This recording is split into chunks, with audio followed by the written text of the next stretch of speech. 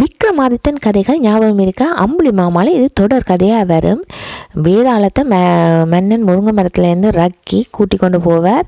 வேதாளம் கதை சொல்லி கொண்டு வரும். ஒரு கேள்வி கேட்கும், மன்னன் ஆன்சர் கொடுப்பார். வேதாளம் திருப்பி முருங்கை மரத்தில் ஏறிடும்.